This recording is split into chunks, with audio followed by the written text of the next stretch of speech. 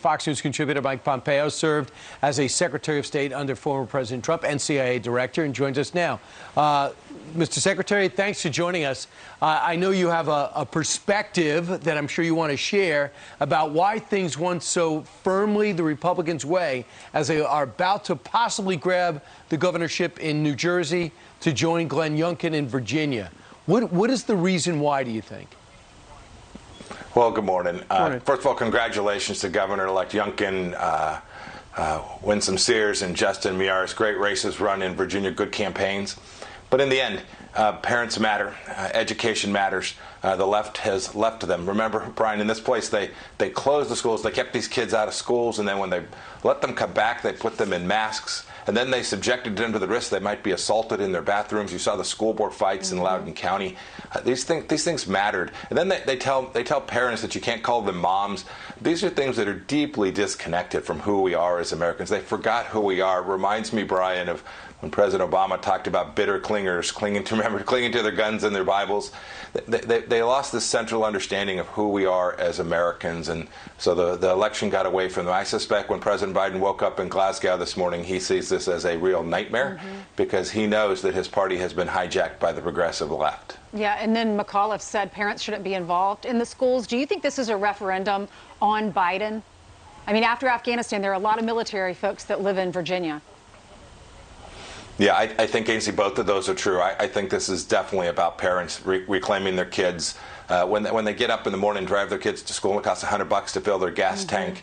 These are things that strike at the heart of parents who want just the best life for their kids. And then here in Virginia, of course, it's the case. So many soldiers, sailors, airmen, and Marines, not only at the Pentagon, but down in Virginia Beach and Norfolk. Everybody knows somebody who served in Afghanistan here in Virginia, and they are royally hacked off at the fact that President Biden created such a debacle in Afghanistan in a way that this simply didn't have to be. These are about incompetence and not understanding the American people, Ainsley. Yeah, you know, Mr. Secretary, once again, it looks like the polls got it wrong because in New Jersey, the day before before people went to vote yesterday, I think Mr. Murphy was ahead by 8 or 9, and right now Jack Ciattarelli is actually ahead of him. And then when you look at the Commonwealth of Virginia, where you're at, you know, they said because of early voting, the early voting votes would benefit Terry McAuliffe. So it's going to be pretty much a real horse race. But ultimately, it looks like Glenn Youngkin is going to win by 2 points. Yeah, we should have given up paying any attention to these liberal pollsters an awful long time ago, I think, Steve. We watched a race that was deeply about the American value set last night. Just simple things about local school control and parents taking care of their kids, that these students aren't creatures of the state. McAuliffe ran a race where he embraced the SEIU, the most radical teachers union. He ran a race where he talked about abortion. Glenn Youngkin punched back.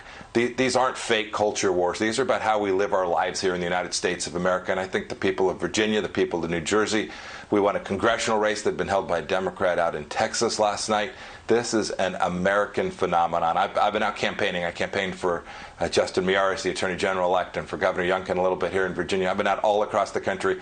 This is a national phenomenon where Americans are reclaiming their country. It is really good news. You can tell I can't take the smile off my face this morning because I think Americans across this country, across a broad political perspective, can see that we've been headed down a bad path with President Biden, and they're about to change that, much like they did when I came to Congress for the first time in 2011 when we won 60-plus seats in the House of Representatives. From the great state of Kansas. All right, Mike Pompeo, sir, we thank you very much for joining us live.